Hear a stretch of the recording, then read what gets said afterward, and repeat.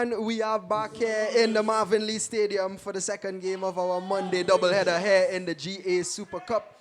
My name is Liuch and I am joined in the commentary box tonight with none other than Renwin Medina. Renwin? It's really a pleasure to be with you here, Liu. I haven't did commentary to you in a while, actually. Yes, it has been a while since we've teamed up here. And speaking of teams, of course, today we have the Southern Oilers versus the Tobago Sharks, a battle of Trinidad versus Tobago, if you will, in this Group D clash. Of course, Tobago Sharks on top of Group D with 3 points. The Southern Oilers second in the group, their first draw with the Northeastern Cobras. We quickly run through the lineups of these two teams. The Southern Oilers start off with their goalkeeper, of course, Akimo Williams between the sticks. Dookie, Mason, Ferguson make up the back line here for the Southern Oilers. And then in the midfield, we have Andrew Nickum, Nathaniel Brown, Aaron Perrows, Jabari Johnson, and Emmanuel Russell with Theo Crovida, the danger man who scored 2 goals in their first fixture, leading the line. For the Tobago Sharks, we have, of course, Kevin Graham in the post, Randy Brito, Noel Williams, Shane Hospitalis, and Curtis Andrew making up the defense. Jabari Ahing, Jamel Sabero, Kellon Serret, Kwesi Williams in the midfield, and Jelani John and Chike Ahing up top for the Tobago Sharks. We do expect this one to be a cracker, as it has been throughout this GA Super Cup. We have seen some excellent football. We have seen some excellent players. Definitely one on display here. Theo Crovida, who I'm very excited to see personally here from the Southern Oilers, as well as on the side of the Tobago Sharks, Jelani John, who is definitely a talented one. Referee Joel Davidson will be in charge of this one, along with his refereeing team of Nika Yearwood, assistant referee number 1, Michael Spencer, assistant referee number 2, and Noel Moore, the 4th official in this game. Renwin, your expectations for this clash here between Trinidad and Tobago? Well, it's one island. It's not one island, but it's one country, I should say. And I think Tobago Sharks, even though I know you mentioned Theo, they have been really, well, they're actually on top of the table, if I'm not mistaken. The match officials for this second doubleheader, the main referee, Joel Davidson. I think should come out victorious here. Absolutely right, Renwin. Well, I can't say absolutely right because I'm not sure what's going to be played out. Football is such a crazy game, but nevertheless, we are off here, and it is the Tobago Sharks who have gotten us underway, under heavy pursuit instantly from the Southern Oilers, but they still have possession here, do the Tobago Sharks. And Renwin, the GA Super Cup so far has been absolutely brilliant. I mean, we've seen some wonderful goals, we've seen some wonderful football. I just want to ask you, do you think you have a favorite for this tournament? I know as commentators we can't be too biased, but you do know that you have somebody in your mind that you think is going to take the title. I must mention Maloney Mavericks, the prowess of Nathan Lewis, showing his pure dominance. And it's not only him, the entire side plays in unison. So I think my money is on Maloney Mavericks. What about you? Well, I mean, I don't really have a favorite, but I can say that the Maloney Mavericks have been excellent, but the Tobago Sharks are looking to be excellent here, and they get their first corner of the game here, do the Sharks. Some good defense there from the Southern Oilers defense, but yeah, I have to agree with you there, Renwin. The Maloney Mavericks have been absolutely brilliant. Nathan Lewis last night with a brace leading his team to that 2-0 victory. But it is going to be a Tobago Sharks free kick going to be taken by Shane Hospitalis with his left foot. He whips it in, but it's too near, and it's sliced in the back. I'll tell you what, Akimo Williams did well to gather that one, and he releases Emmanuel here. He cuts back. Oh, nearly lost possession of it there, did Emmanuel Russell, the futsal man. But the Tobago Sharks are able to regain possession, but Theo Crawford are working very hard, looking to add to that 2-goal tally, tries to beat, but can't get through there past Jamel Sabero, and possession is back here with the Tobago Sharks. Heaved up the field by Sabero once again to his striker, Kellon Serret. But it's quickly won back by the Southern Oilers and quickly given back to the Tobago Sharks once again. Ball has been changing possession between the both sides a lot. I think it's about time one side try to get some control of it. Yeah, definitely. And as you say it again, it's given away, Renwin. So good analysis from you. But I think Emmanuel Russell got a little unlucky there. The turf, the ball bubbling up onto his hand. But I definitely have to agree with you. It has been a bit of ping pong in the midfield. The ball going back and forth between the two teams. It's about 2 to 3 minutes in the game. So I think after some about 10 minutes, two sides should settle down and we should see proper football. Absolutely, Renwin. And the Tobago Sharks have a free kick here. They have been on the front foot, the second set piece of the game, and it's going to be Shane Hospitales once again to swing it in with his left foot. He might even have a pop. I think he's going to have a pop. And he does, and it's just wide. Decent strike there from the number 10, but not enough to trouble Akimo Williams. Yeah, decent effort there, the left foot. Probably got around it a bit too much. And it's flicked on there by Mutu. Oh. But he just couldn't get that proper touch inside, and it's cleared away again by the Southern Oilers. I must give my apologies that Mutu, I did fail to call his name in the initial starting 11, but Jesse Mutu is on the field here for the Southern Oilers.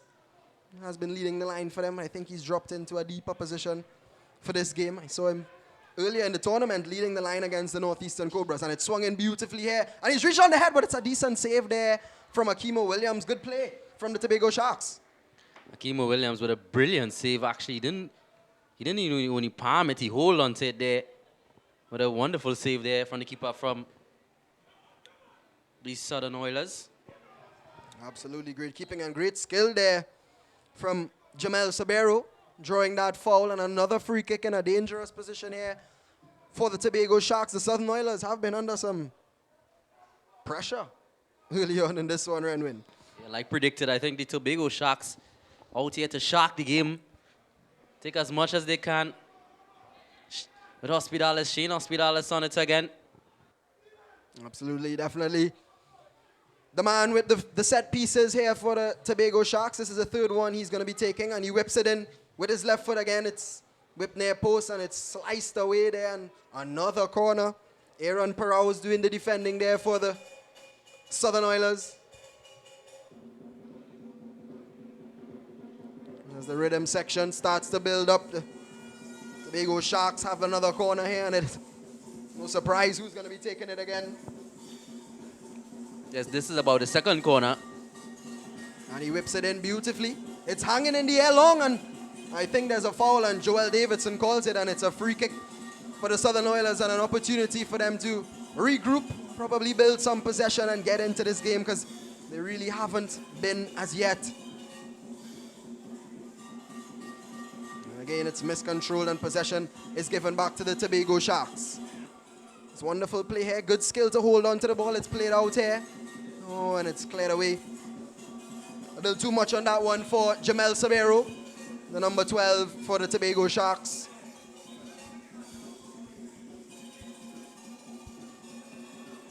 Yeah, if the Southern Oilers is to get anything out of this game, I think they need to pass it along the ground. I didn't like that the goalkeeper kicked it out after they got a partition from the referee and some breathing space. Definitely, and I think you're absolutely right, Renwin. They are going to have to string together some passes here if they want to get through this Tobago Sharks team, and I think it's another corner here for the Sharks. That's about the third for the game, Leo. And no surprise, look who's running across to take it. It's Shane Sabero once again. He's the danger man. He's a Hospitales. set piece specialist.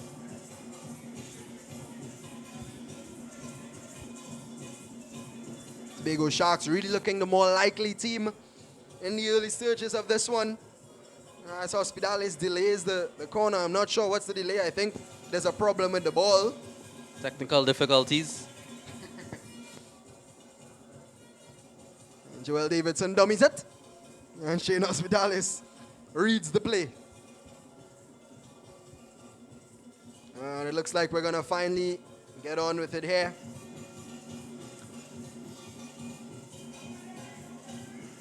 And it's chipped in by Hospitalis. It's a decent looking ball. A header's gotten there. Oh, it's a jumble in, but it's eventually cleared away by the Southern Oilers, I think. Yeah, and it's further cleared away. It was Kadeem Mason doing the defensive work once again for the Southern Oilers. But again, some danger from the Tobago Sharks, Renwin. Yeah, the Tobago Sharks is knocking on the door, knock, knock, knock.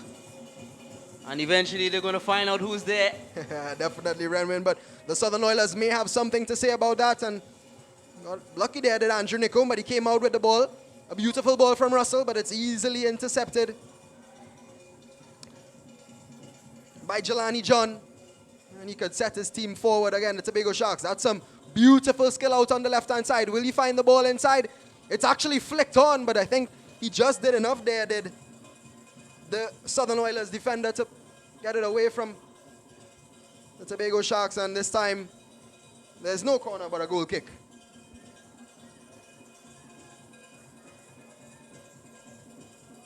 It's cleared upfield. It's a decent looking ball. Problems here for Jamel Sabero. Can he deal with it properly? He's under heavy pursuit from Theo Crovida, who actually emerges with the ball, does Crovida. Excellent work from the lad.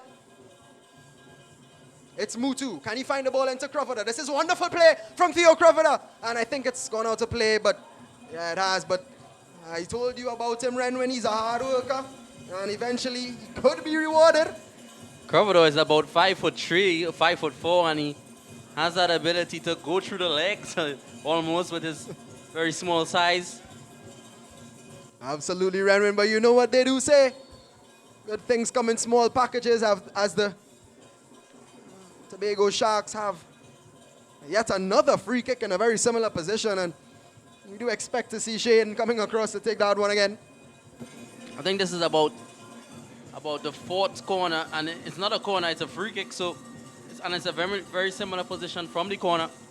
So I think with all these chances that the Tobago Sharks are conjuring up, they need to put one in the back of the net, because if it stays 0-0, they will be disappointed that they didn't capture these chances. Absolutely, Renwin. And in these games, you need to take your chances, as it swung in by Shane. Oh, and what a wonderful clearance it was. I can't see who it was who was back doing the defensive work, but nevertheless, the Southern Oilers in the end clear it away. But it was a teasing ball in from Shane Sabero. I think it was actually Christian back there doing the defending, the number 3, and that one there goes out of play for another Southern Oilers goal kick, which Akimo Williams will be taking. Let's see if he's able to go short or if he goes long again, like you mentioned, Renwin.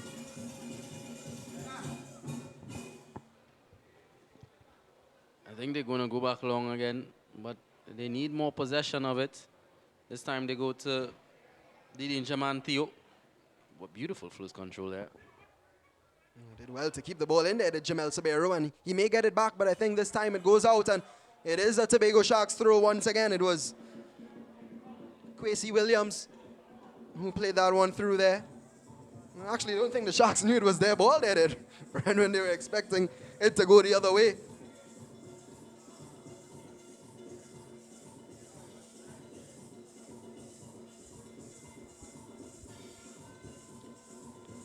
Yeah, I think it's only a matter of time, Leo, before the Sharks get one up. Seen this so many times in so many games. Team knocking on the door.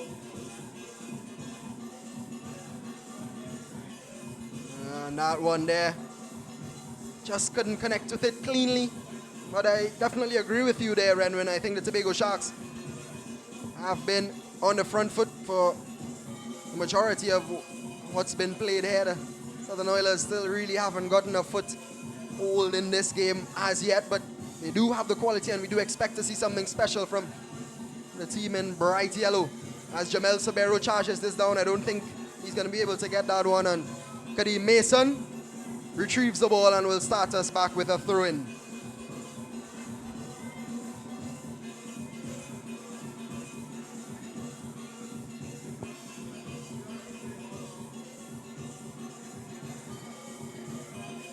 And it's given right back to the Tobago Sharks once again. A really haven't been able to keep possession of the ball, have the Southern Oilers, which is a problem, and you did mention it earlier, Renwin, that they need to start stringing together passes if they want to really have an effect in this game.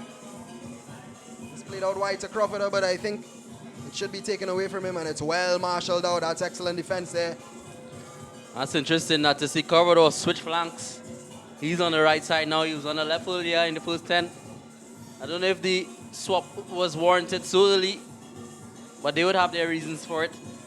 Definitely, and I think something that we see often these days with forwards switching sides, trying to attack at the different flanks. But I really do think it is pretty early. I mean, Crawford did have an excellent chance on this left-hand side, so he was having some joy, so I'm not 100% sure what's been seen, but I'm sure the coach has a reason, as you rightfully said, and it's a beautifully played ball over the top. All of the Southern Oilers players think that he's offside, but it's well defended in the end. But he gets it back, and it's played on the inside. Paraus doing some defensive work there, and eventually emerges with the ball. Can the Southern Oilers make something of this here? It's Emmanuel Russell driving forward. He plays a decent ball, but it's too close, and played out wide there. And here's Jamel Sabero once again. Jabari Ahing. The Tobago Sharks just orchestrating it right now, just knocking the ball around in the midfield oh so beautifully. Only look out wide he does and finds the number 11 for the Tobago Sharks, Noel Williams, who swings it in, but a comedic clearance, and this time a convincing clearance, but it's right back into Ahing, who seemed to have a shot. He has the space. Will he shoot? No, he doesn't, but good break kindly here for the Tobago Sharks, and he has a shot on goal, and it's just over the bar. It was the number 9, Kellen Surratt, who had the opportunity on his left foot, and he just couldn't keep it down there, Renwin. Yeah, I think Kellen Surratt, he leaned back a bit too much there with the left-footed strike. Needed to get over the ball there if you look on the replay. A bit fortunate. The ball eventually found its way to him, and he just leaned back a bit too much there when you watch the replay. That's the reason why the ball went over the bar.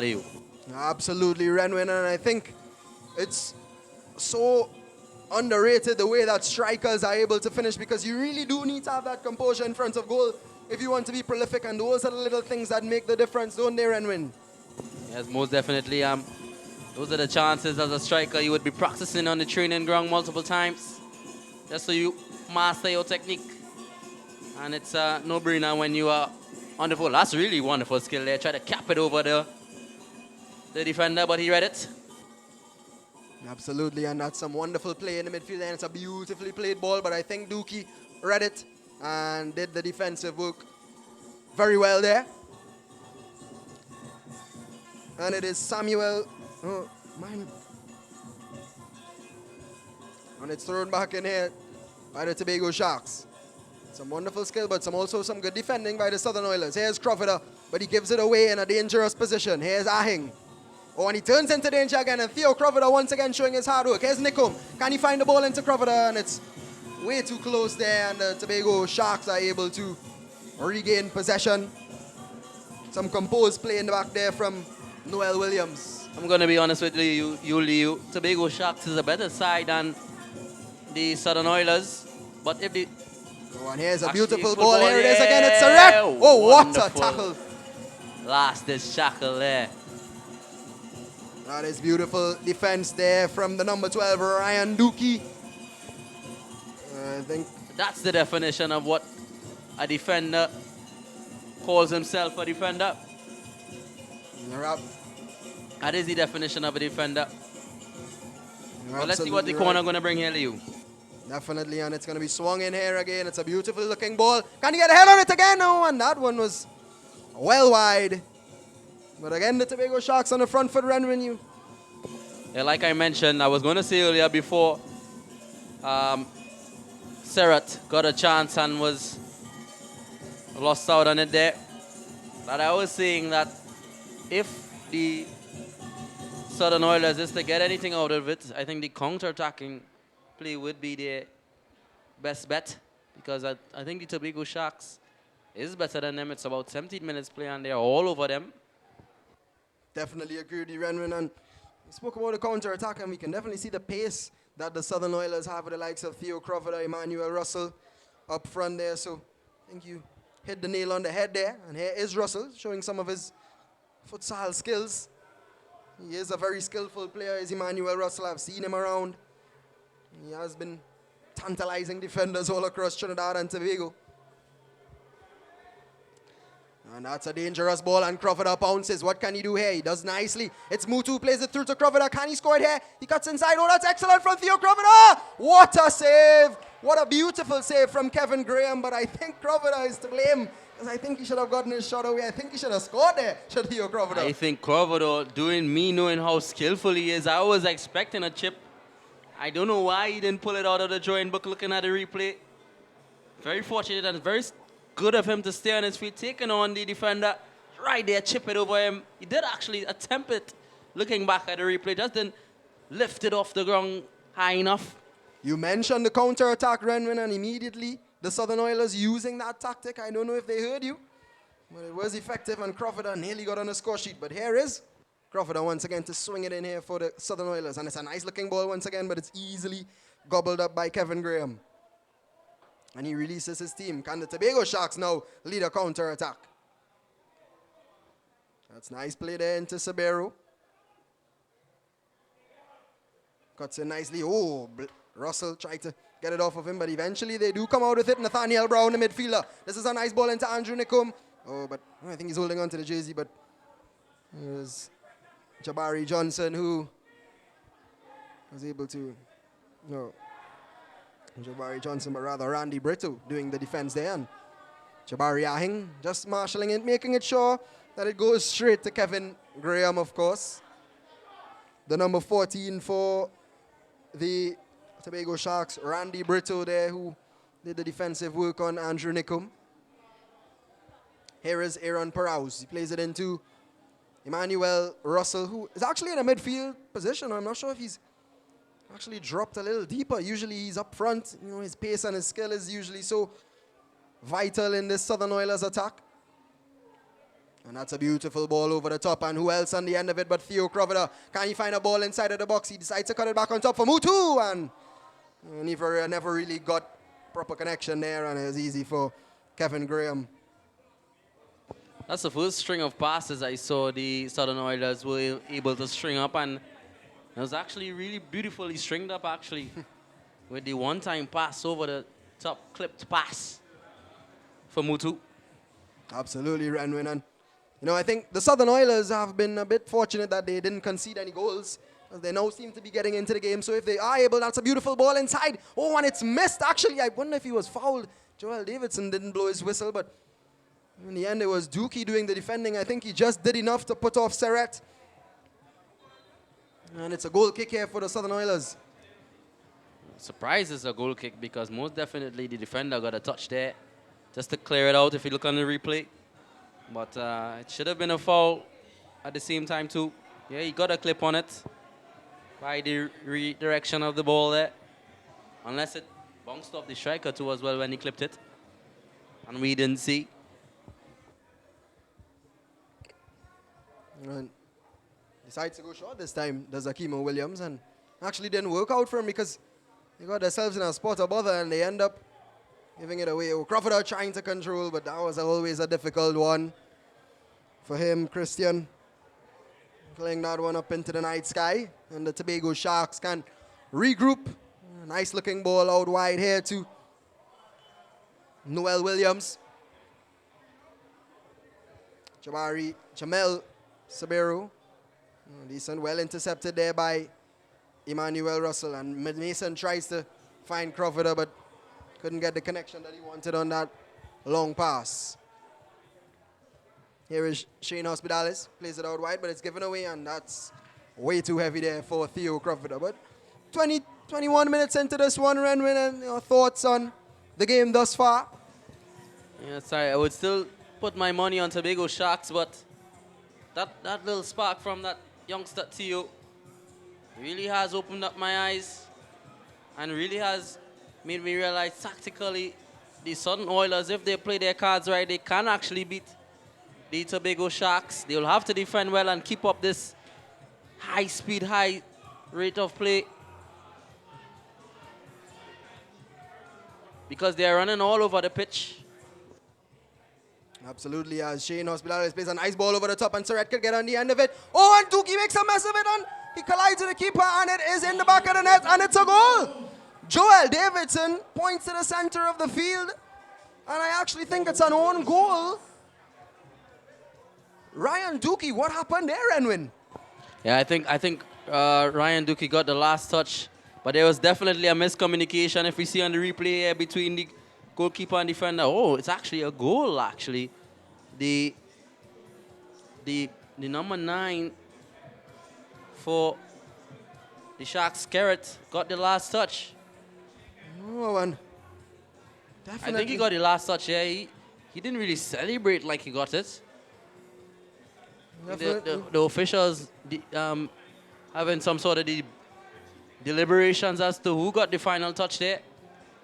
Most definitely he had a touch. Who scored for the Tobago Sharks by number 9, Kellen Serra. Serra eventually got it, And you're confirmed by the match commissioner. You're absolutely right, Wen, Surratt did get it, but there was some sort of miscommunication between Dookie and Williams, which you don't want to be conceding goals like that, but it was a very dangerous ball over the top from Hospitales and Surratt showing his pace and in the end his finishing touch. Good eye to spot that one there, Renwin. Yes, I mean, I did mention it. It was only a matter of time before the Tobago Sharks get a chance, and it's deservedly so. They dominated the first 15 minutes of the game. And I think they should be one up deservedly. Yeah, I'll have to agree with you there, Renwin. I think they've had the balance of the chances, the multitude of set pieces. Although the Southern Oilers have had a looking on goal, it hasn't been too threatening. But I mean, it's only a 1-0 lead and they still are in the game here, the Southern Oilers, with the quality that they possess. Can we see a response from them in this first half?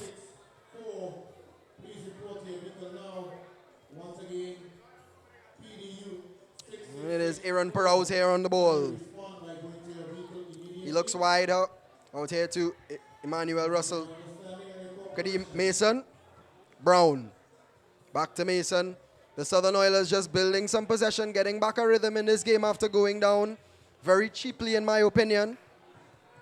And it's given away very cheaply there. And the Sharks are back in possession. That's some good midfield play there from the Tobago Sharks. It's the goal scorer, Serratt, but he's given away to Aaron Perrault. And dancing, I think he was tripped there, but Joel Davidson plays the advantage. Mason, it's a nice ball out here to Nickom. He drive into the box. He decides to delay it into Mutu. Oh, that's a decent looking ball. And Nickom! Oh, he's offside. Oh, that was beautiful play from the Southern Oilers, Renwin. I made you jump there. That was some great football. Yeah, like I said, if the Southern Oilers, we know that they can play, they finally get in a bounce around on the field of the ball, and they're almost looking as good as the Tobago Sharks offensively. Definitely, and that was some beautiful play on the left wing from Mutu and Nickom. I actually didn't think anything was going to come from that, the compactness of the Tobago Sharks, but they sliced through the defense like a knife through butter, and that's a nice looking ball over the top. The flag stays down, it's crossed in nicely. Yes, Surratt once again. Oh, and it's in the back of the net, and that's the second goal of the game for none other than Surratt. I'm going to be honest with you, Leo, that looked offside to me. And players are, I think someone got a yellow card in frustration too as well. But if we watch the replay, now we didn't see the ball from, but that looked like offside to me, but it's a goal nevertheless by Surratt. He has two, he has a brace. He has two and he has a brace, and the Tobago Sharks lead 2-0 here in the 27th minute of this game versus the Southern Oilers. And I'll tell you what, Renwin, it was a beautiful header, but questions to be asked of the Southern Oilers defense because he was absolutely free as a bird, rose like a salmon, stung like a bee, did Surratt, and it is 2-0 to the Tobago Sharks. Well-deserved lead. Yeah, deserved lead, I must say, because they really have been applying pressure, really have been asking the Southern Oilers a couple of very hard questions in the first 15 to 20 minutes. And earlier, you did mention, Renwin, the Tobago Sharks were knocking who's there, and it's been Surratt who's answered, I think. Yes, Surratt answered the question most definitely, Leo. And the Tobago Sharks still on the front foot here. This is a wonderful play. Once again, it's a beautiful ball, but this time it's blocked by Dookie, who, despite the defensive error for the goal, has been pretty solid, I think, Renwin, as Ryan Dookie, the number 12. Yeah, he has. He should have probably defended better against the clipped ball for the guy on the left flank there. Chike Ahing has had a great game on that left-hand side, of course, just providing the assist for Surratt, and Crawford with some excellent skill. Can he find the ball through? That's nice play. Oh, and Nikum was pretty isolated up front there, but Russell is working hard, and he wins the ball back for his team. He goes past there, and Joel Davidson, I'm sure... Has to be a card. Should they shout a into card? his pocket there, and Yes, it's a it's yellow a card. Absolutely right, and again, the pace of the Southern Oilers attack is what is able to put pressure on that Tobago Sharks defense, and I think it's Randy Brito is the one who is booked. The defender, he's going to have to be careful. It is pretty early in the game, and to get booked, he's going to have to be very careful that he doesn't get another and put his team on the back foot. I think it's 2-0 up, so you don't need to. And here's Brown, has a strike, and it's blocked and deflected wide, and working hard there is Kevin Graham, but in the end, it's a corner for the Southern Oilers. Can they get a goal back here and get themselves back in the game? I mean, I'm not going to song as though I'm pessimistic, but the height difference between the Southern Oilers and the Tobago Sharks is alarming. So I don't think if it's any real battle, they're going to win anything here, the Southern Oilers. But that's just me being pessimistic.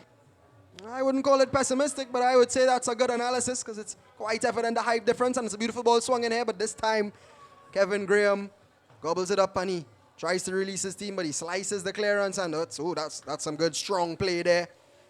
And Nikum working hard. I think Crawford is offside, and he is. A bit eager there was Theo Crawford. Some good defense in the back there from Christian.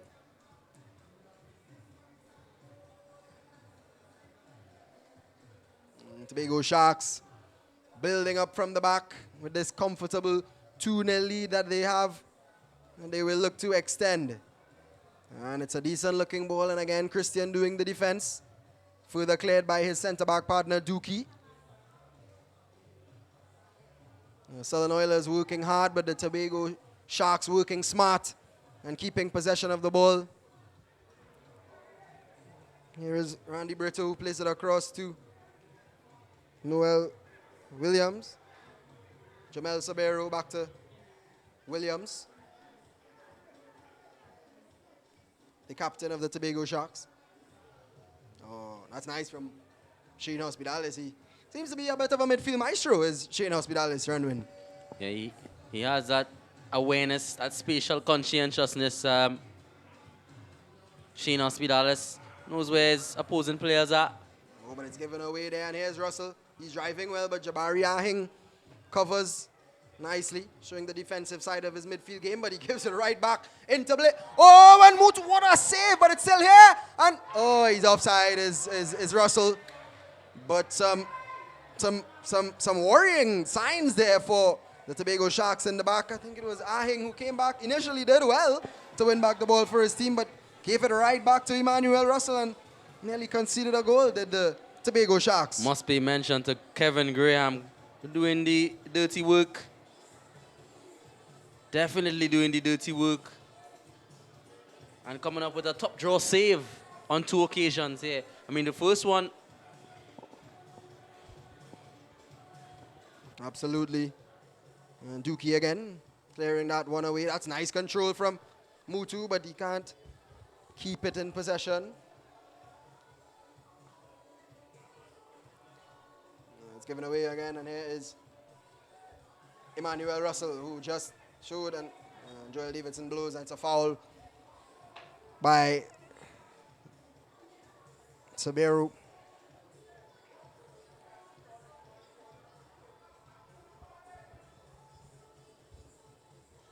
And it is going to be Christian to take this one. He plays it out wide to Kadeem Mason.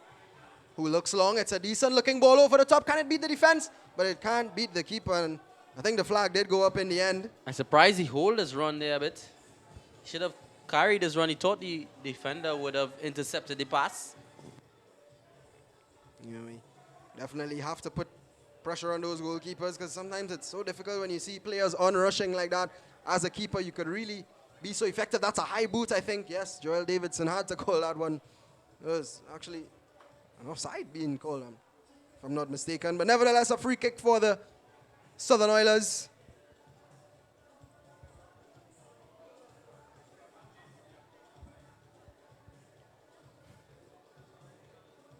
It's cleared up the field here. Blake Russell flicks it on, but it's right back into the Tobago Sharks territory. Berto with a nice ball into the midfield, into Williams. Here's Sabero back to Williams, and that's nice play from the Tobago Sharks. Can they get a third goal here? They're building it up nicely. Mason missing out on the ball, Williams, but Russell turns, and it's a foul from Williams. Smart tug in the back toe as well, a professional foul.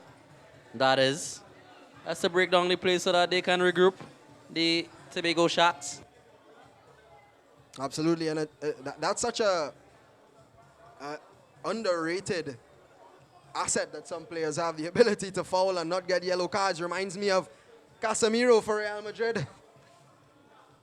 But it is very effective. You need to know when to commit fouls. It is part of the game. You can use it to your advantage, definitely, as Brito collects the ball in the centre-back position and plays it into Jabari Ahing. Again, it's nice build-up play from the Tobago Sharks. Some good skill there. Out on the far side, Brito.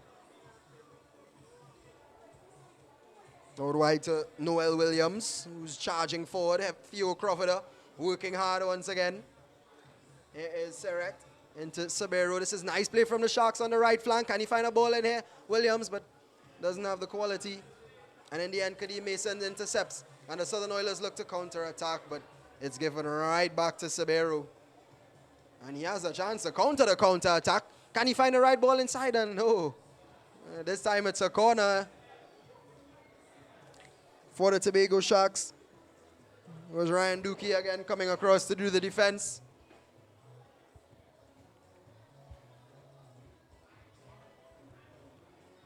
And it is, of course, Shane Hospitalis who's coming across to take this one once again. It's been a while since he's taken a set piece run win. Yeah, but it's about the 6th set piece. So that just shows you how much pressure is being applied by the Tobago Sharks, and rightfully so, 2-0 up they are. Absolutely.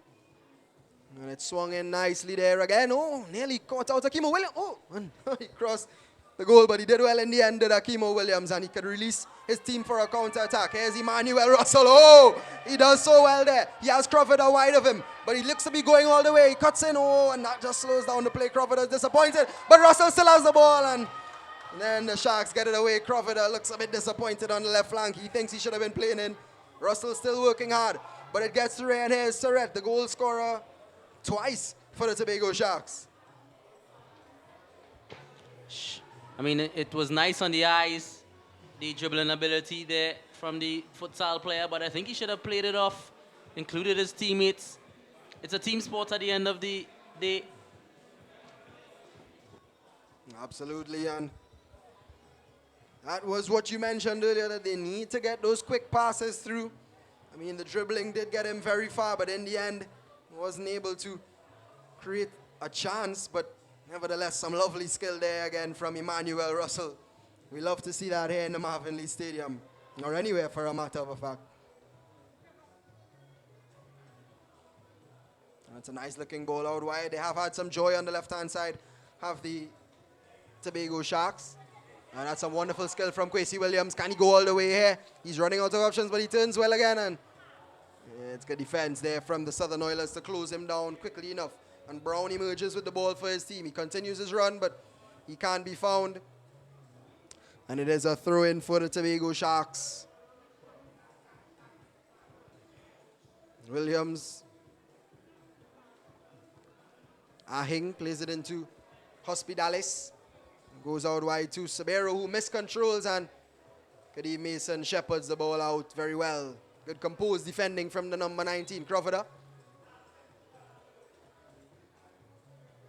sure what Joel Davidson gave there. But it has been an amazing tournament thus far, and when the GA Super Cup 2022 in the Marvin Lee Stadium, it has really shown a lot of the quality that we have here in Trinidad and Tobago. A lot of the teams, the players, even the coaches showing their quality in this cup. Your thoughts on the tournament thus far? Action-packed. I've never been excited to come and see Trinidad local talents, especially some of the youths that come out, and we get a chance to commentate and get to know and meet and greet some of the players.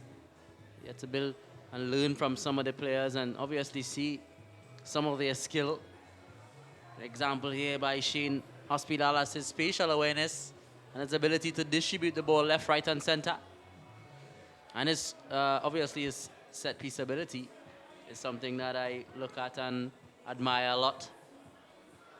But yeah, it's really been a pleasure being a part of the GA Super Cup and coming here to see what Trinidad has to offer in the sport of football. Absolutely, Renwin, and excellent to see all these players coming out and really giving it their all, showcasing their talent, and that's what it's all about. That's what Gateway Athletics is all about. Allowing players to showcase their talent and get the opportunities as it swung in there by Ahing, but Dookie was well positioned and clears it long, and Nikom is in a lot of space here. He controls it well. Can he find a ball over the top? He decides to backheel it. It's decent. Mutu is not foul. Joel Davidson doesn't even move a muscle. But nevertheless, possession back with the Southern Oilers, and Mutu is back on the ball. Can he find a nice one into Nikom? He does. What can Nikom do here? Crawford lurking in the penalty area. Oh, he gets it to the legs of him there. Does Nikom did well, and I think he still has possession, but it's cleared away. Nearly got through there, did Andrew Nikom. Oh, and that's sloppy there, and Mutu gave it away cheaply, and here's Williams. Sabero is steaming down that right wing. Can he find a ball inside the box? Oh, wonderful play from the Sharks again, and it's a decent ball, and Serret could have had his hat trick, but he just got under the ball. It's a wonderful play from the Tobago Sharks on the right-hand side of the pitch. A beautiful ball from Sabero. Renwin. I like the patience of the Sharks. They didn't rush it. They got the chance. They took their time, built it on the right side. Eventually, Sabero swinged it in, and Serret didn't get over the ball there. Absolutely. The Tobago Sharks, the game had gone a bit quiet, and the Sharks started back biting. But here is Shane Hospitalis into Ahing, but nearly giving away the ball there. Crawford lurking. Williams calms the football. Here is Hospitalis. That's a nice looking ball there into Williams. Can he himself cross it inside here?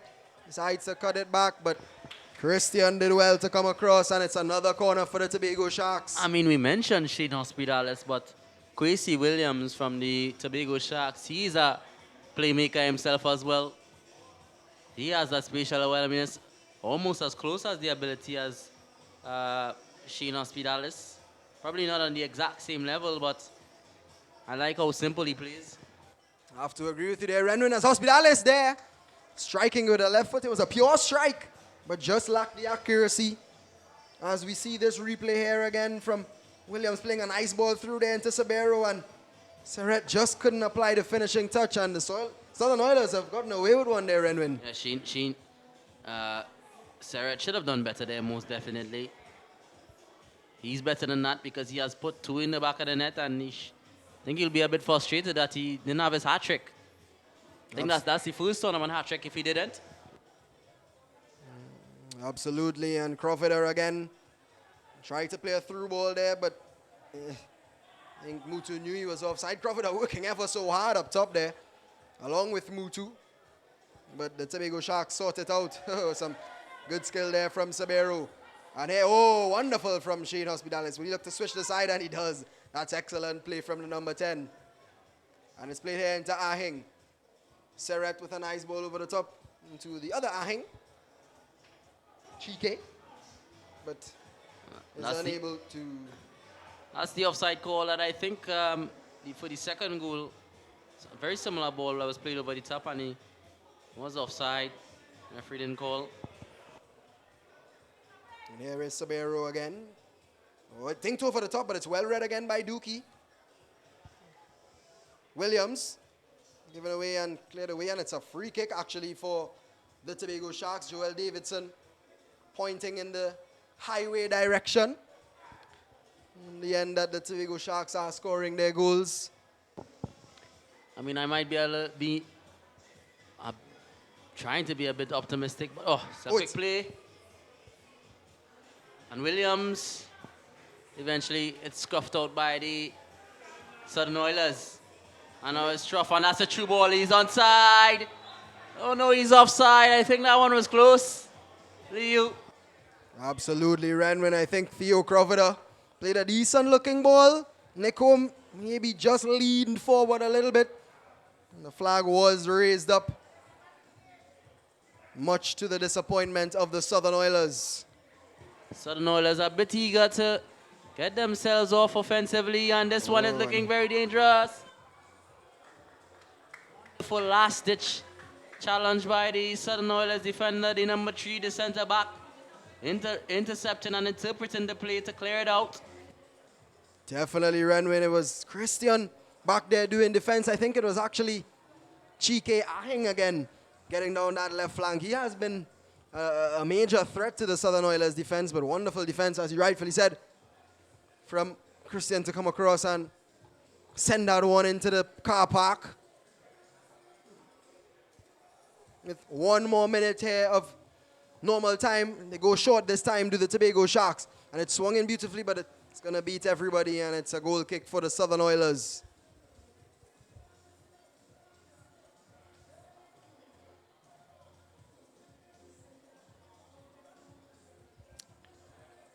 Kimo Williams gathers the ball. He's looking to get the ball back in play.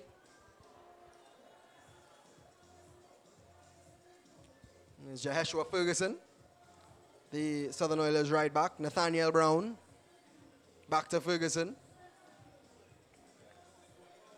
Here is Dookie, who I think has had a solid first half run despite his team going down 2-0. And Joel Davidson decides not to add on any time. But it is 2-0. The crowd is definitely loving it, or not loving it. I think the fourth official put up the sign for 1 minute added on, but Joel Davidson blew his whistle. Nevertheless, Renwin, it is 2-0 here. The Tobago Sharks, of course, leading the Southern Oilers 2 goals from none other than Seret, the number 9 for the Tobago Sharks. The Southern Oilers had some opportunities through Theo Crawford, Emmanuel Russell showing some of his talent. What are your thoughts on the first half, Renwin? Like I mentioned earlier, I think the Southern Oilers, the Tobago Sharks obviously is the better team for me, and they deservedly so are on top. But if the Southern Oilers wants to get anything out of this game, I think it's a counter-attacking football should play, and they need to get on the ball more so that they can get a feel of it, so when they do counter-attack, they're menacing. If they want to scruff anything out of this game. Also, I must mention too, I don't know if the Southern Oilers brought a 14th man with a lot of fans up in here in the Marvin Lee, but they have a lot of supporters backing them. Absolutely, Renwin, and we are going to take a short break. So please don't go anywhere. We will be back with you in the second half of this clash between the Tobago Sharks and the Southern Oilers in the GA Super Cup here at the Marvin Lee Stadium. Don't go anywhere.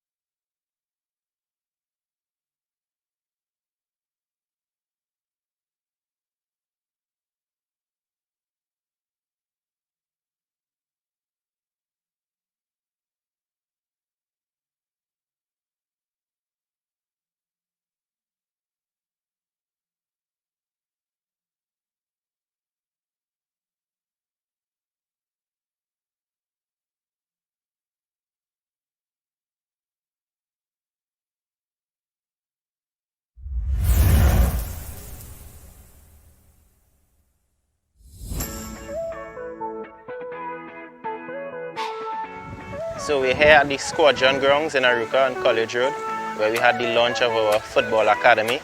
We are taking in players from as early as 3 years old, so we have U5 all the way up to U23. We have decided to launch our football academy because we have seen the need to bridge the gap both on and off the field for our local players with the intentions of going abroad on a football scholarship. Yeah, this morning is another checkbox to cross off as we launch our academy. This academy is a major part of our development program, as we won't have to do the in-depth assessment of getting players into our elite and development programs. This is important for Trinidad and Tobago, as we know the pandemic has really destroyed us. And to be fair, we must thank the parents and the children for having that belief in us with our development and elite programs. So launching the academy is a massive part for us, as we will have the kids that will be moving up into elite and development. We have a lot of plans. As you know, we recently finished our Trinidad and Tobago showcase. Now we are looking to get into other islands to do the same. We will be releasing our dates. We also have later on this year, we have NCE. We have in Pennsylvania, that's in July. We have a USA tour. So it's a lot of things happening here at Gateway Athletics. So it's all about giving these children who has faith in us the opportunity to really and truly live their dream and be seen. So I must commend the idea that is behind it and the team that we have that keeps bringing in great ideas and to be fair, we have executed it well so far and we just have to stick with it and trust the process. So you can register for our academy. It's open to boys and girls. Registration forms are available on our Facebook and Instagram pages.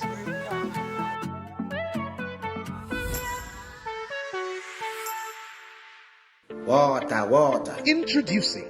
Come and get it. Wait. Come and get it. Much better. Customer service excellence, reliability, home delivery across TNT. Place your orders. 77 Water. Join our roster. 77 Water. Make life easier. 77 Water. What you waiting for? 77 Water. Our delivery trucks are in your area. Call now. Come and get it. Come and get it. Come and get it. Come and get it. Come and get it. Come and get it. Come and get it. Come and get it. Come and get it.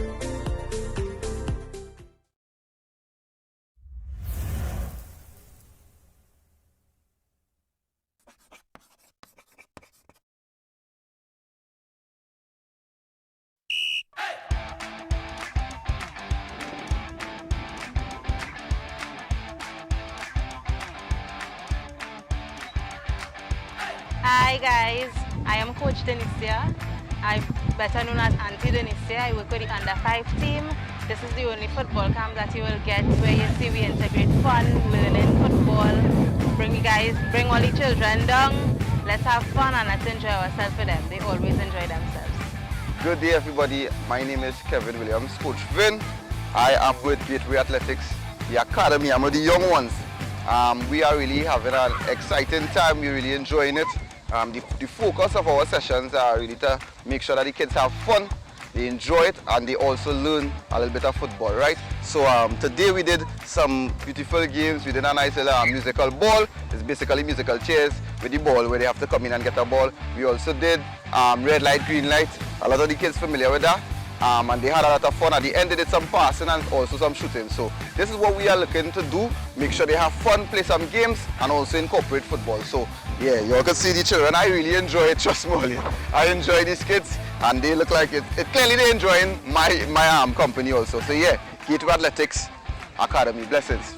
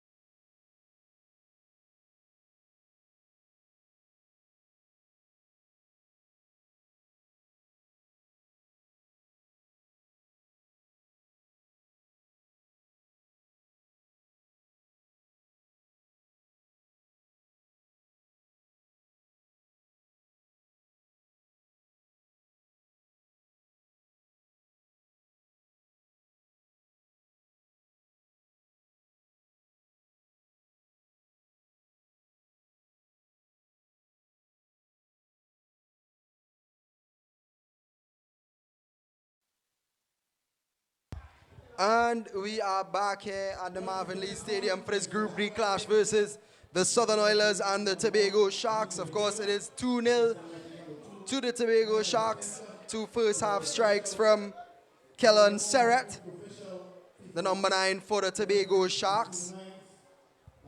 Of course, the Tobago Sharks already on top of this group with 3 points, looking to make it 6. And the Southern Oilers only on 1. They will be looking to get back into this game into the second half, definitely. Renwin, your expectations for the second half? You expect a response from the Southern Oilers? Yeah, most definitely. I think they're going to come and try and take this game to the Tobago Sharks because they have shown multiple signs of their conjuring up some chances that have been of high quality. If it wasn't for the rule of the offside, actually they put it in the back of the net in one occasion, but the goal was ruled out because of the offside call.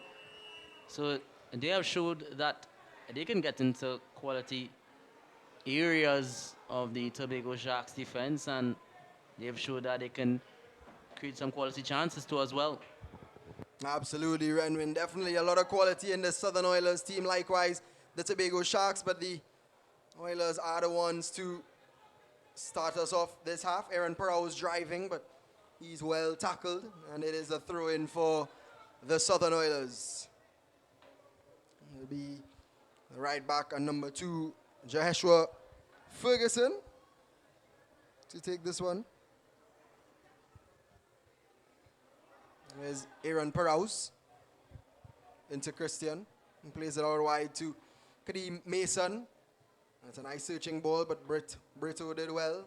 And possession is back here with the Tobago Sharks. It's Quincy Williams. He knew it was a foul. Joel Davidson gave him a little talking to because I think he held on to the ball a little too early before the whistle was blown there, Renwin. Nevertheless, the Tobago Sharks are back in possession here. It is Jelani John knocking the ball here in the midfield. Oh, that's a nice turn from Williams, but he gives it away, and Brown takes it from him.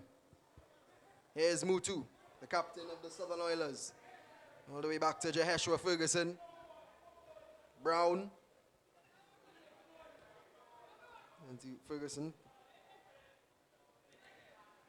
Just trying to keep some possession on the ball here are the Southern Oilers, building up their rhythm at the start of the second half. No need to go full pelt too early. Just growing back into the game after the halftime break. There's Dookie, a man who did have an impressive first half, but that wasn't an impressive pass as he gave it right to Chike Ahing. And here's the double goal scorer, Serrett. Plays it back into Jabari Ahing. Oh, that's a decent looking ball, but I think Mason should get there. He does. And Akimo Williams plays it out, and that was pretty careless from Akimo Williams, and really opportunity here for the Tobago Sharks to get a ball into the box. I mean, similar to the first half, Leo, this is a similar start to the second half with a lot of corners, a lot of corner kicks taken by Shane Hospitalis. And it's swung in once again. It's a decent delivery. Mason at the near post doing the defending. And it's another corner here for the Tobago Sharks. And of course it is Hospitalis who will be on this one again.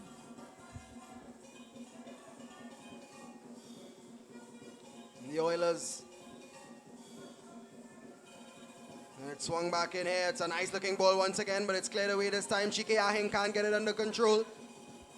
But he cuts inside and showed a little too much of it to Nathaniel Brown. But possession is back here with the Tobago Sharks. It slipped through to Brito, who tried to find the ball inside, but it was well blocked by Joshua Ferguson. And another corner for the Tobago Sharks. That was a wonderful dummy there by Chike to let it run.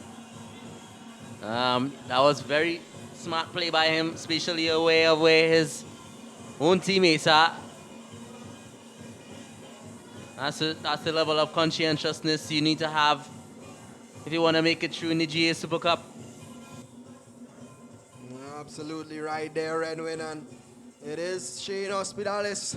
Once again, no surprise. who comes across to take this corner kick. Joel Davidson signals him to swing it in, which he does. It's floated inside. Akimo Williams came out, but didn't have to retreat. Here's Ahing on top of the box. Will he have a crack? He does. Oh, that's well blocked. I don't know if Ferguson knew too much about it. Ahing neither there. But the Tobago Sharks are able to keep possession. And here's John into Jabari Ahing, who has been pretty clean this game as well. Christian tackles well. And Brown, Burrows, lays it out to Crawford, who takes it well. And it's a nice ball here into Andrew Nickum. Can he drive into goal? The first touch let him down. And it just got away from him, giving Kevin Graham just enough time to get off his line and smother the ball. That's good play from Nathaniel Brown. And that wasn't such good play from Nathaniel Brown, but it's cleared away. Ahing takes it down nicely. He's still in possession of the ball here. It's Chike Ahing. Turns well. It's wonderful hold-up play from the number 5. Hospitalis out wide to Saberu, who is steaming down the right wing, and he beats his man. Can he find the ball into the box here? Jamel Saberu, he does. It's on top of the box. Oh, it's a nice dummy here, Williams! Oh, what a beautiful goal! And it's 3-0 to Tobago Sharks. Oh, that is excellent play from the boys from Tobago. Renwin, what a beautiful team goal that was from the Tobago Sharks. Yeah, everyone was in sync with the telepathic passing there. Everyone knew who was the ball to go to next. And the dummy, I just spoke of the spatial awareness and conscientiousness. That's an example of it working out for the future. And Williams, he swinged it in, and look at this dummy here. Straight to Williams, Chrissy Williams, and he can't miss from there. That's absolutely brilliant from the Tobago Sharks. Sabero showing some of his speed. Noel Williams showing his spatial awareness. And Kwesi Williams showing his finishing touch. And just like that, it's 3-0 to the Tobago Sharks. And Crawford is trying to make that 3-1 here. But he tries to dink it over. But he gets a deflection in the end. And it actually is a corner kick for the Southern Oilers. So good work in the end. I don't think Joel Davidson has seen the lines. I'm not sure. No, it is a goal kick actually. Looked from my angle that there was a point to the corner spot, but it is a goal kick in the end for the Tobago Sharks. I think the decision was overturned by the referee there, Leo. Yeah.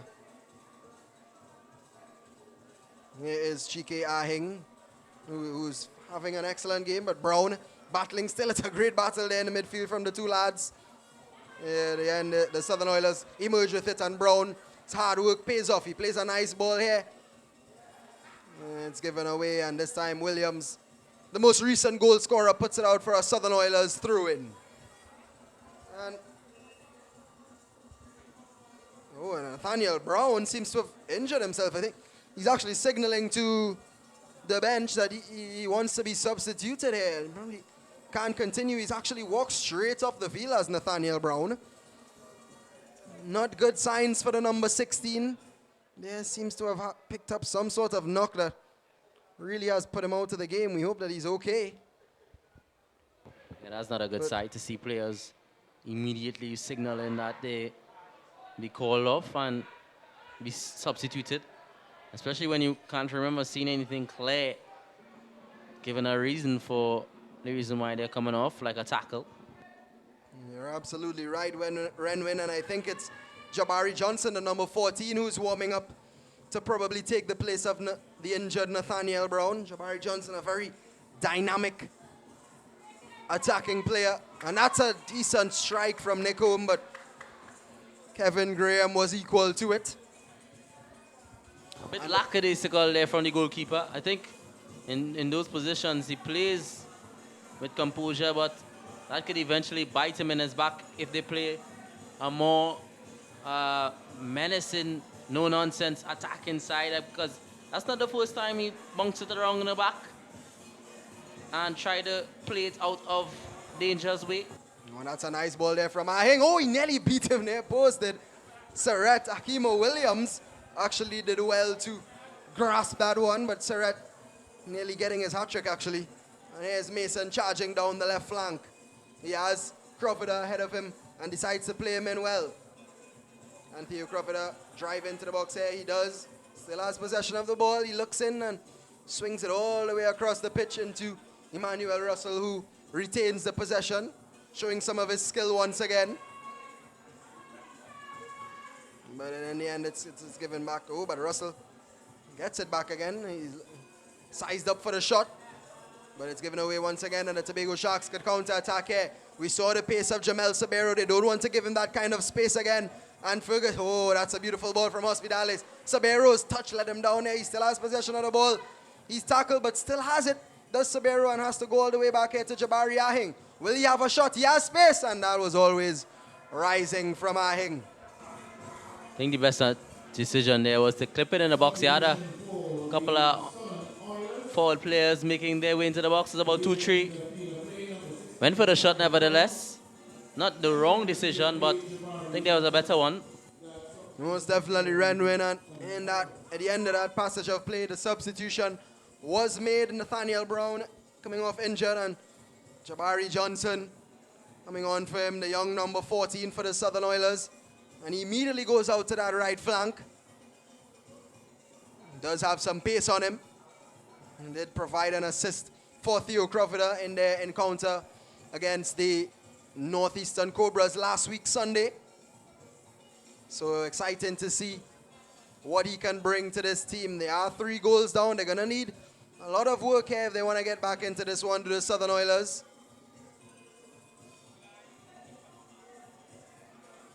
Yes. Christian receives the ball, gives it into Mutu. It's Joshua Ferguson, who plays it up to Emmanuel Russell.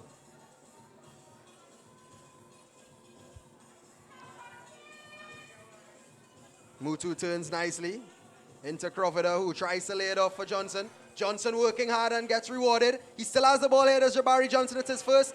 Oh, but just couldn't keep the composure, and he fell down, and Tobago Sharks are able to nick it off of him. That's nice play from Quincy Williams. Once again, you mentioned him in the first half, Renwin, and he has lived up to that mention. Of course, also getting his name on the score sheet for the Tobago Sharks' 3rd goal.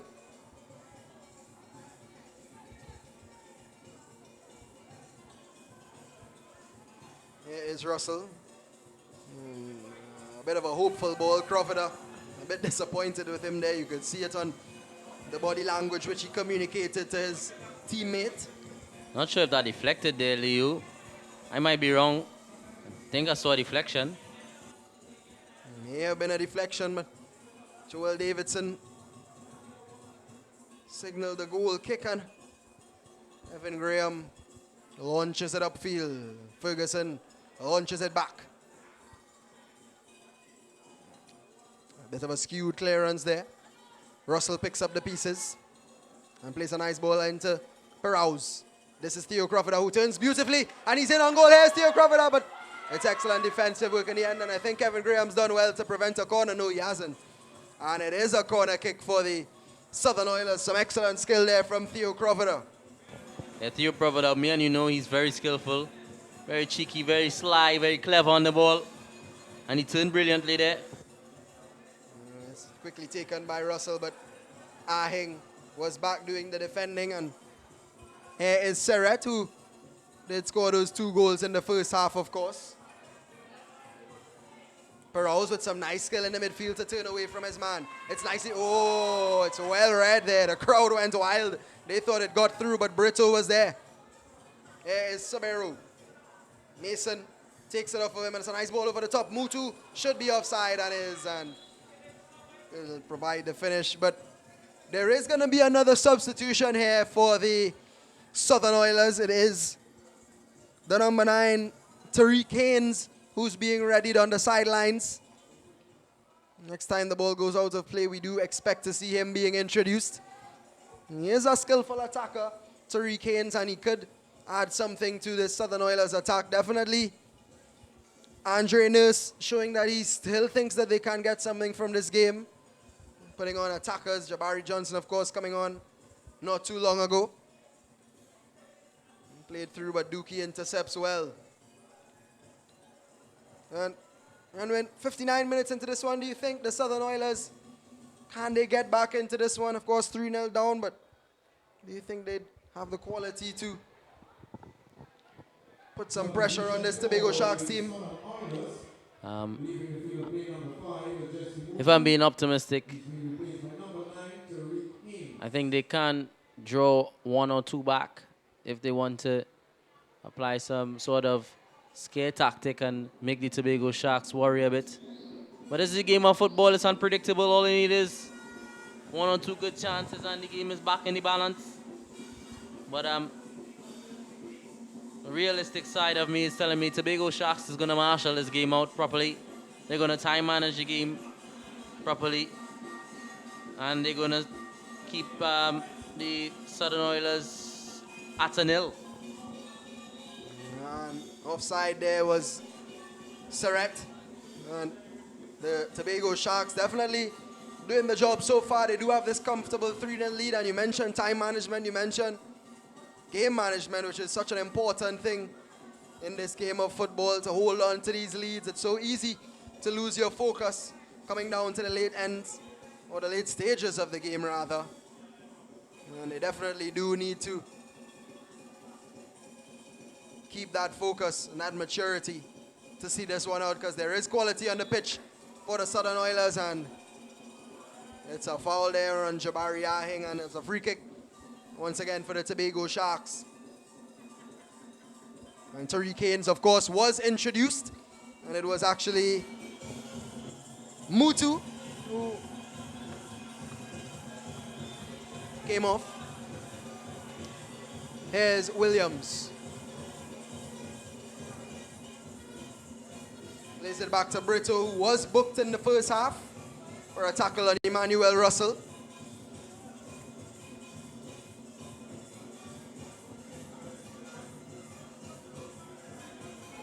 Well, they were playing around with it in the back there, but they got out. Well, did the Tobago Sharks.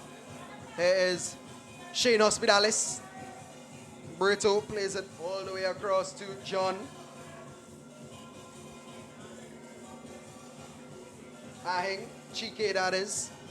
Into Surrett, who turns nicely, but he's quickly pickpocketed by Emmanuel Russell. And it's given back, but it's again given back. And the Southern Oilers, that's wonderful skill from Theo Crawford. What can he conjure up here? He plays it into Paraus, who's dancing through the Tobago Sharks midfield, and he slips it through. Here's an opportunity for Andrew Nickum, but Kevin Graham was swiftly off his line and gathered the ball well. Dookie. Paraus with some beautiful quick foot ability there, but they're on the counter attack now with Surrett. Oh, man. There's a foul. I actually think it was Christian back there doing the defensive work. And I'll tell you what, Renan, I think he's lucky, because that wasn't too far from being inside the penalty area.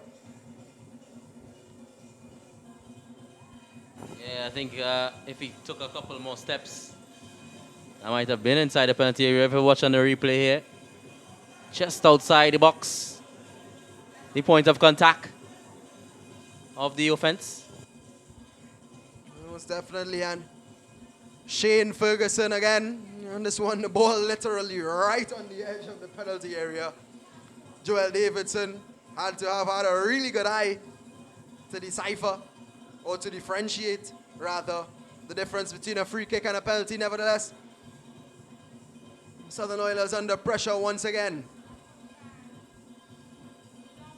Ferguson, well blocked by Kadeem Mason.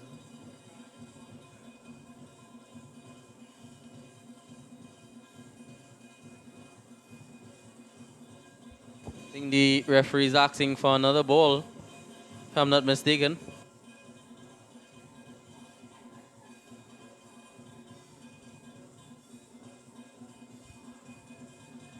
And it's going to be Southern Oilers throw-in, which Hospitalis takes. There's Williams, who gives it to Ahing. Brito leaves it for Chike Ahing, who dances. Jabari Ahing plays it through, but Johnson got a touch, but it's back here with Ahing. Williams.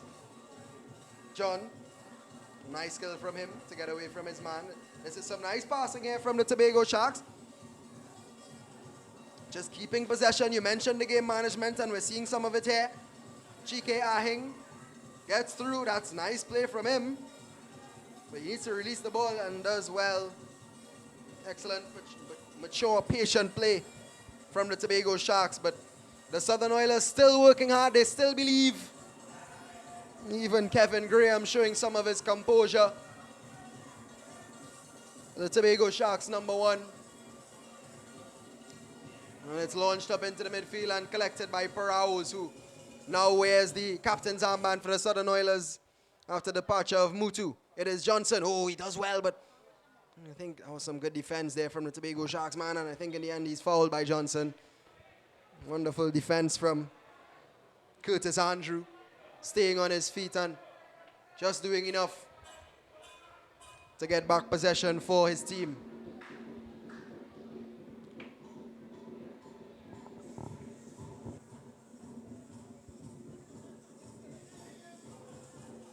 And it is Kevin Graham who launches it long. Jaheshwar Ferguson flicks it on. Actually, Dookie, quick as always to cover his defensive partners. Akimo Williams with a risky ball, and Sabero was onto it immediately. Can he find it back here? It's Williams again, and this time again, Williams with his second of the game. And I'll tell you what, the Southern Oilers played right into that. Akimo Williams with a dangerous pass. Jamel Sabero picked it up, squares it back in, and it's almost a carbon copy, Renwin, of the third goal for the Tobago Sharks, and Kwasi Williams with the finish. Look at that again. It's sloppy in the back from the Oilers, but very clean from the Tobago Sharks. And a cool, calm finish from Williams. And that's his second of the game, Renwin. I'll tell you, of everybody, they can expect to not put it in the back of the net there. The lowest probability of someone not putting it in the back from that position is Kwasi Williams. He is sure in those positions because of his passing ability, and he passed it into the net actually. So easy, so poised, so composed there, Kwasi Williams. I mean, I know it was the mistake of the goalkeeper, but still needs to slot it in the back of the net, and he rightfully did do so. Absolutely, Renwin, and that is 2 braces, and it's a nice ball in there from Hospitalis. But that is 2 braces for the Tobago Sharks. Of course, 2 from Serrat, 2 from Williams. So definitely a battle for man of the match here at the GA Super Cup tie between Oilers and Sharks. And Theo Crawford is looking to cause some problems here, but just didn't get that one correctly. And Crawford is disappointed. The fans are disappointed here. Southern Oilers fans are down 4-0, and they seem very frustrated with their team's performance thus far. Yeah, the Southern Oilers would have brought their 12th man here in the Marvin Lee. And they know their star boy, Theo Provida, can do better than that. Hence their frustration. Should have got around the ball a bit more. And an opportunity there for Mason, but he gave it right back to the Tobago Sharks. And here is Hospitalis. He's really been excellent today, has Hospitalis. I don't think he's put a foot wrong today. And driving at the defense here, the Tobago Sharks. Williams wins back possession for his team, but it's nicely intercepted by Christian, who releases Jabari Johnson into Nick Holm, who miscontrols again, and cheap giveaway of possession there again by the Southern Oilers. And both teams again looking to be dipping into their pockets here. It looks as if Antonio Gonzalez is being readied up for the Southern Oilers, and the number 18 for Tobago Sharks, Jamali Karamath, being readied as well. Here is Hospitalis, who plays it back all the way to Kevin Graham. I think we've seen mistakes from, a little bit more mistakes from the Southern Oilers. And, I mean, they have been running 100 miles a minute. And I think the tiredness is showing here, pulling Hospitalis from moving forward. And I think that's a yellow card rightfully for the cynicalness of the challenge. Absolutely, and it is showing through some of the fatigue of some of these Southern Oilers players. Maybe if you saw Christian there tugging on the jersey of Shane Hospitalis. And the substitutions are taking place now, and it is going to be Gonzalez, the number 11, who's coming on here for the Southern Oilers.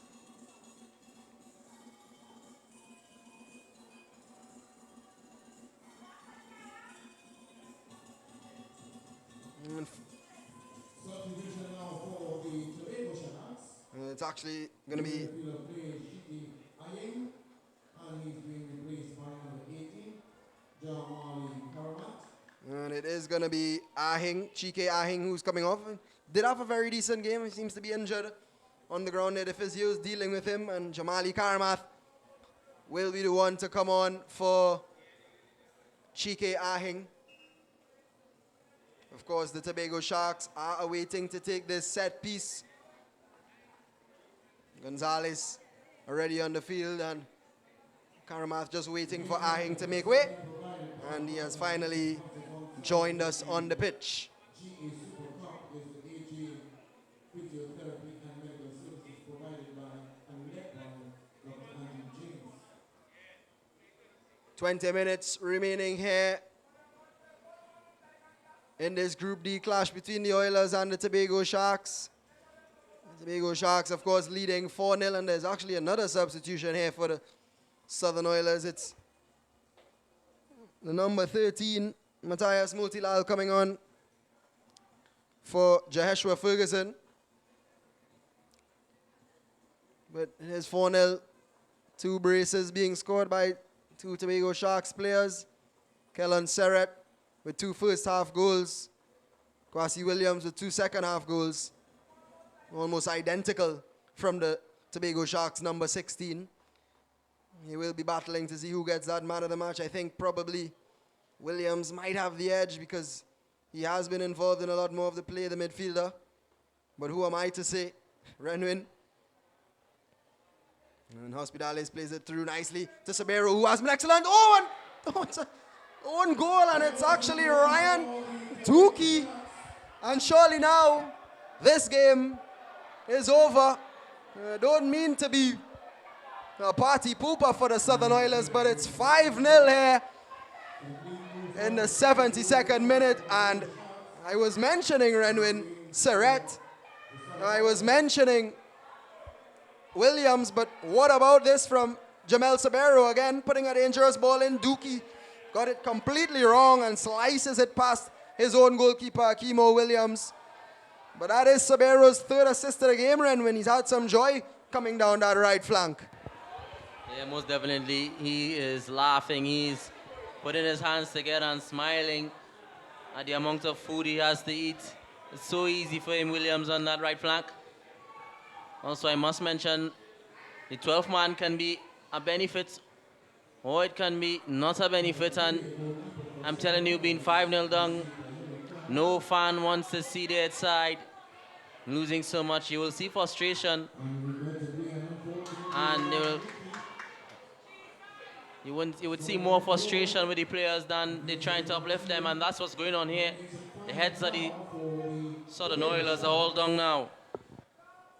I definitely think if they really want to get back into this one, it's going to be a huge and tall mountain to climb. And here's a huge and tall player, Jamel Sabero, coming in again, but it's cleared away by Dookie. Unfortunate for Dookie to score that own goal because he was having a brilliant game, and that's a nice ball out to Crawford, who is offside. And next thing too, they need to go on back to the training ground with respect to offsides. He is closest to the referee and he's seeing the line. He doesn't need to go offside. He can hold his run. The ball will come to you, lad. Just a little bit of naiveness in the Southern Oilers side when it comes to offside. It's about the 5th or 6th offside call against them. Absolutely right, Renwin. And before that passage of play, there was yet another substitution for the Sharks. It was Jabari Ahing making way for the Tobago Sharks, number 4. definitely a defensive switch. And that's a nice ball from Gonzalez, but easily intercepted by John, who dinks it over the top. Williams with a nice touch, but it's straight into the feet of Gonzalez once again. Here's Aaron Perrauz. Can the Southern Oilers at least get 1 or 2 goals in this to at least boost back their confidence? It's decent control from Crawford, but John was there and cleared it away. With about 15 minutes of normal time remaining in this clash here, the Tobago Sharks leading 5-0 over the Southern Oilers. And that's actually a foul throw from the substitute Matthias Mutilal. And possession back over to the Tobago Sharks.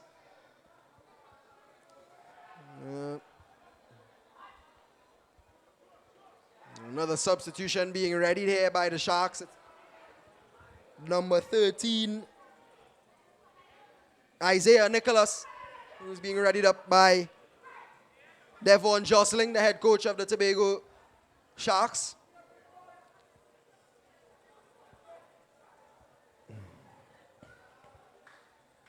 Williams.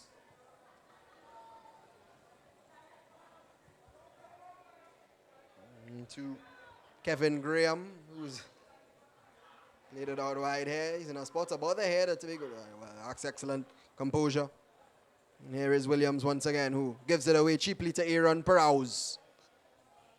That's a decent looking ball inside to the substitute Gonzalez, but Nico Williams is right on his tail and he wins back possession for his team.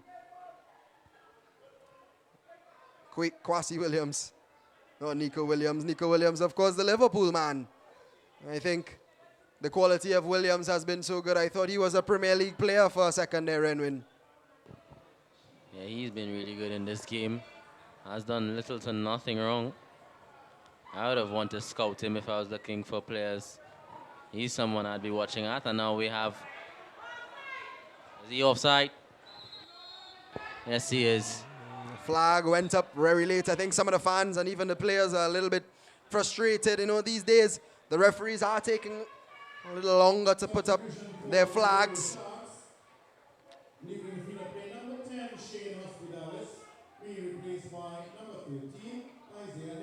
And as we did hear the announcer say there, the match commissioner rather, it is Isaiah Nicholas coming on for Shane Hospitales, who has been absolutely brilliant this game, the left footer. And the Southern Oilers also making a substitution. It is Ryan Dookie, who actually had a decent game, to be fair to him, despite his own goal. And it is Shama Mondi, the number 6, who comes on to replace his teammate.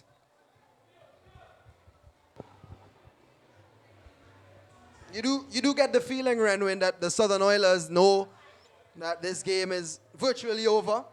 And Andre Nurse probably just trying to get some of his players to get a little bit of game time, a little match sharpness, a little experience, which is good coaching, actually, from him. And it's actually a free kick here for the Southern Oilers in a promising position. It's Aaron Perrauz, I believe, who is favorite to take this one. He's lining it up. Nicom is there in support.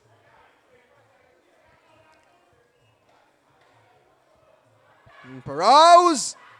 Decent strike. Didn't hold on to it, did Kevin Graham. He spells it. And Johnson. Oh, he's disappointed there, Johnson. I don't think he thinks that he committed a foul, but Joel Davidson definitely does. And the Sharks. The thing is, the keeper didn't have full control of the ball, in my opinion. So, yes, it's a foul because he came in contact with him, but it wasn't like he had full control of it there. The keeper agrees. You're absolutely right. I think Kevin Graham didn't control it, but probably was impeded by one of the Southern Oilers attackers there. And you saw their frustration. Still a lot of time in this one. There's still some time for some goals, either for the Oilers or the Sharks. Here is a man who has been in on the goals on this one, Nico Williams. Again with the Nico Williams, Kwasi Williams.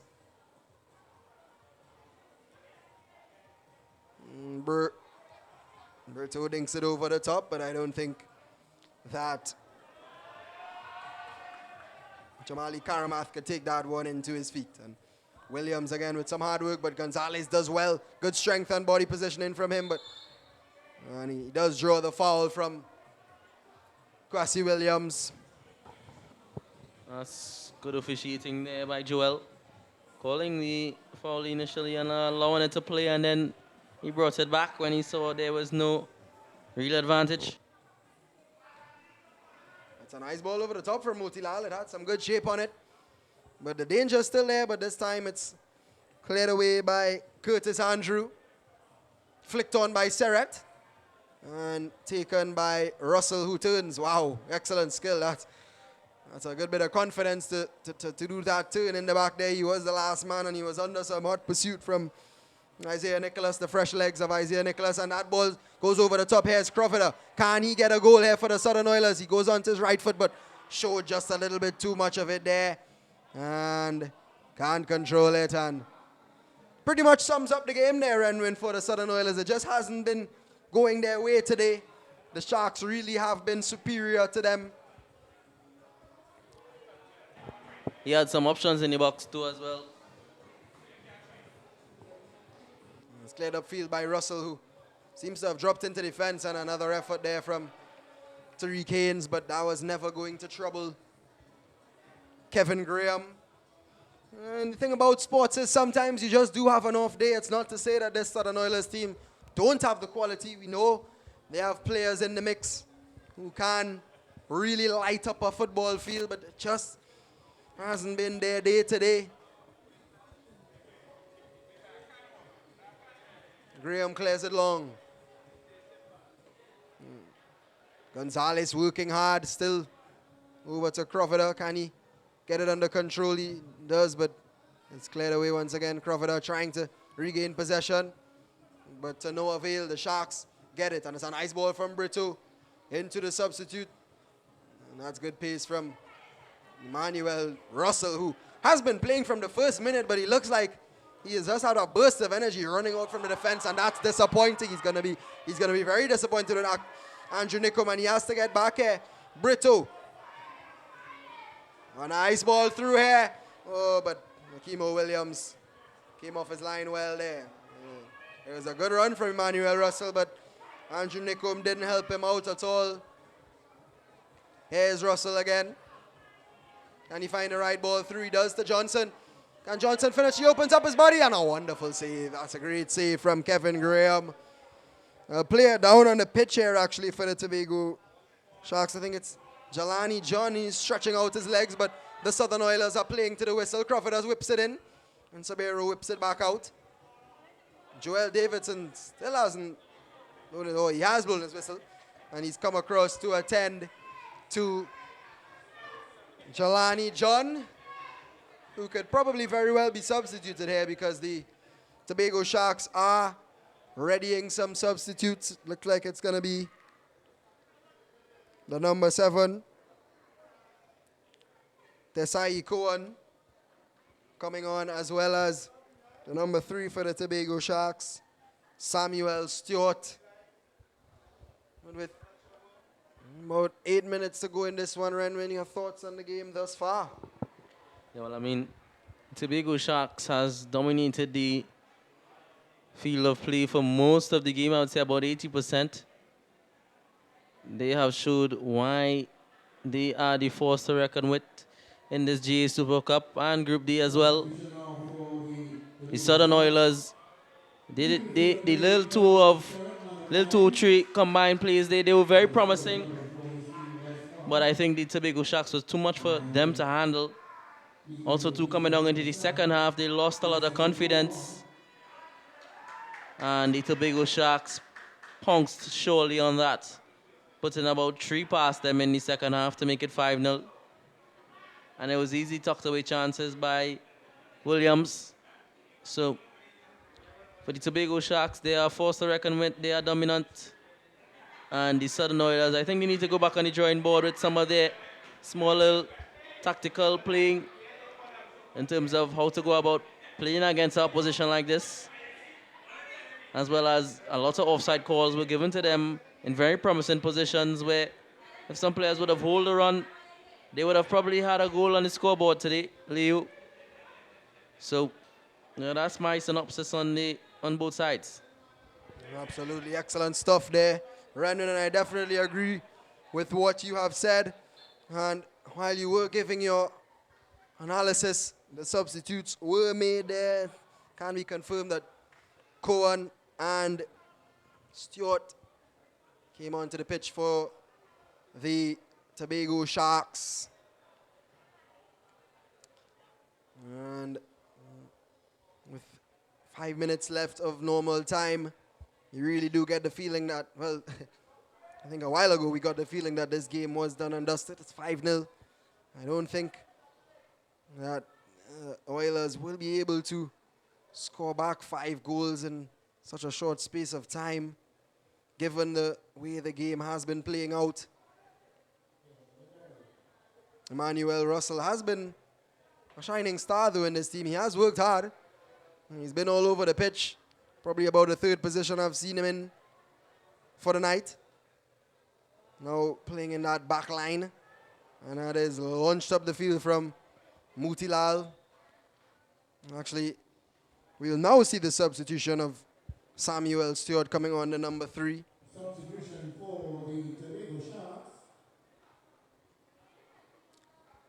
For the Tobago Sharks, and it is Number 8, Curtis Andrew, He's been replaced by number 2. who made way for Samuel Stewart, of course, just to be reminded again that the Sai Cohen came onto the pitch a few moments before. Kimo Williams, you can hear him, the goalkeeper, spurring on his team still. He still believes that they can probably show some of their quality in the dying stages of this one here. And that is one. Oh, and what a save from Kevin Graham.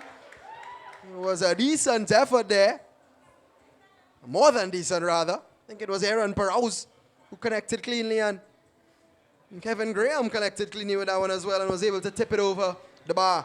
Looking at the replay, Leo, I think if this was on any other side from Perrouse, it would have been more threatening, but it was just too much down the center. And Graham, I mean, he made it look a little bit more acrobatic than it really should have been. But it was easy for me. He saved.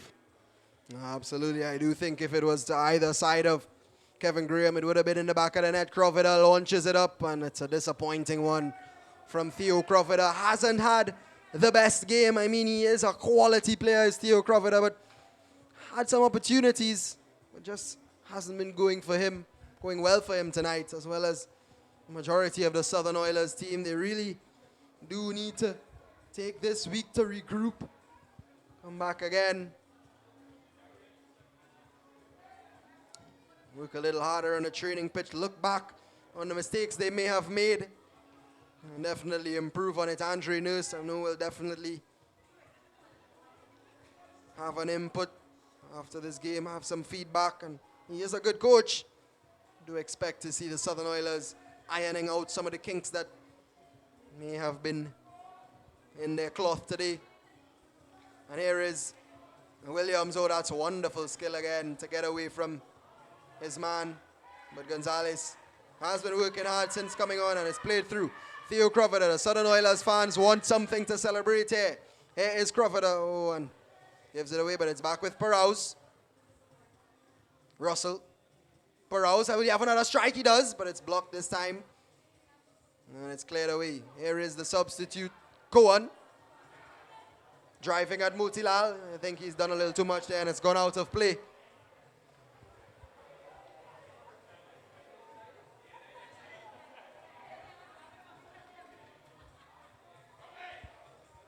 Mutilal throws this one in. Crawford holds it up. Oh, and again, possession given away by the Southern Oilers.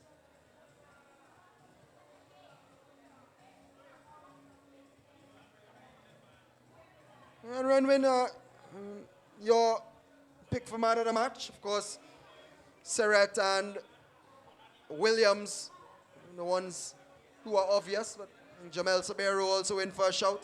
But there's some action before you answer that question. And that's actually clever from Andrew Nicol, who wins back the ball again. Crawford! Oh, and again, he just can't find that net, can Theo Crawford. And the Southern Oilers fans are absolutely fuming right now that their team haven't been able to score. But yes, Renwin, this man on the ball here, definitely in the question for man of the match. But your pick so far?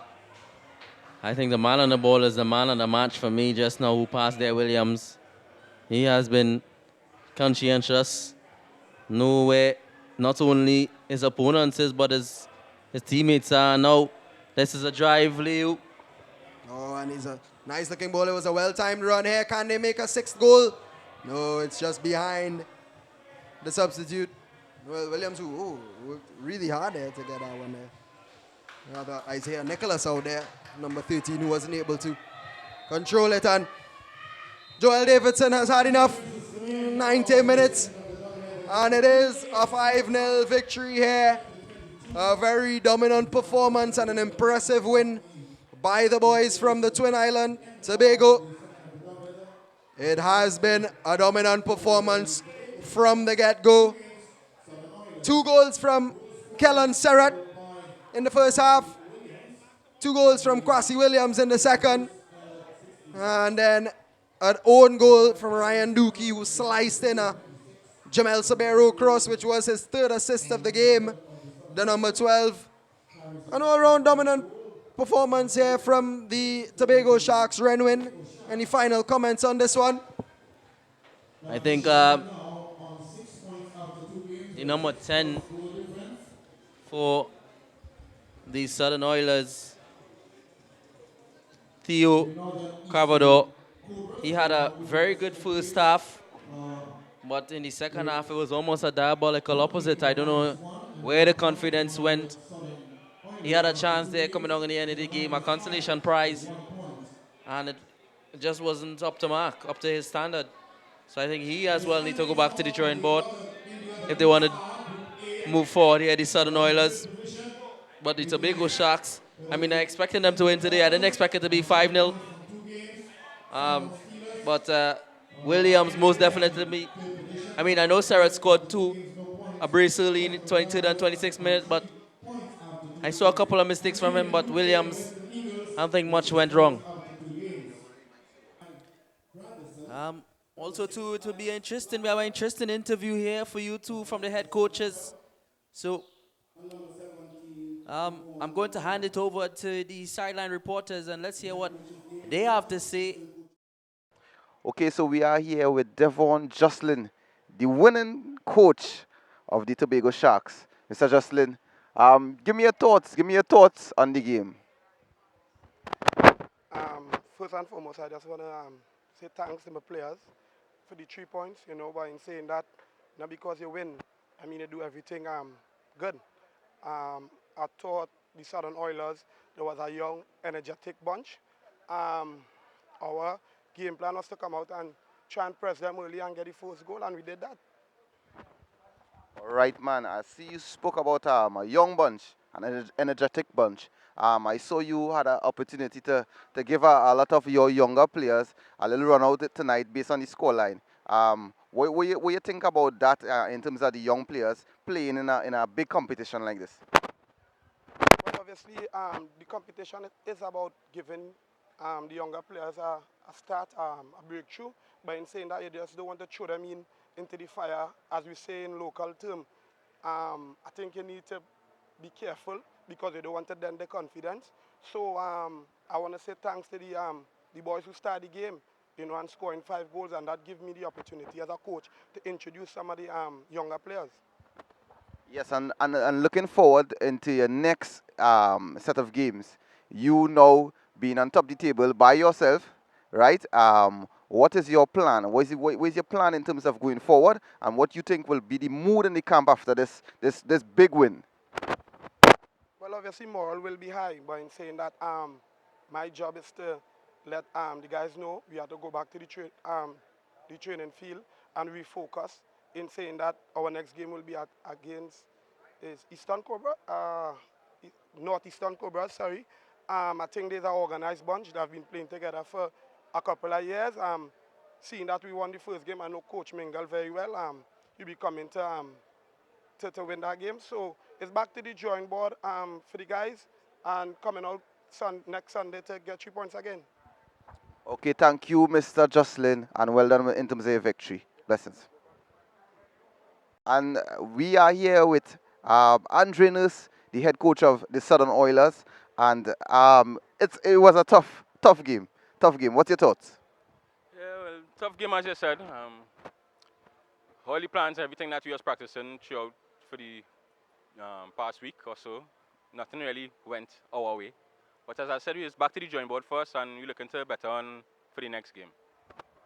Yeah, a big point I even spoke to Mr. Jocelyn about the fact that he was able to play some of the youngsters. I saw you gave a lot of youngsters an opportunity, and I think that's very important in this league. What's your thoughts on that? Well, yeah, this is for them. This is really for them, the youth. So I try to give as much of the younger players opportunity to showcase their talent in front of a big stage like this. Some of them never played football on a stage like this, so it's a very good opportunity for them to showcase what they could do, and probably someone could get to see them and scout them, and they could reach further. Yeah, and finally, how do you plan on lifting the spirits in the camp? How do you plan on going forward after a heavy defeat? How do you plan on going forward? Because, I mean, you're still in the competition. Well, yeah, this is only first round, and I'm not worried because the fellas, as I said, they're training very hard. It's just to work on the discipline and to keep them focused on the pitch at the point in time. So, but I see that this couple of weeks here coming, the time that we have, we're going to be training very hard, putting in the extra work to make sure we get a victory for the next round. Okay, thank you very much, Mr. Andre Nurse, the coach of the Southern Oilers. Yes, I definitely agree. The Tobago Sharks now extend their lead at the top of Group D to 6 points. The Oilers still on 1. It has been a pleasure being with you here today, Renwin, and the GA Super Cup clash. Do have a blessed night. And from me and Renwin, goodbye.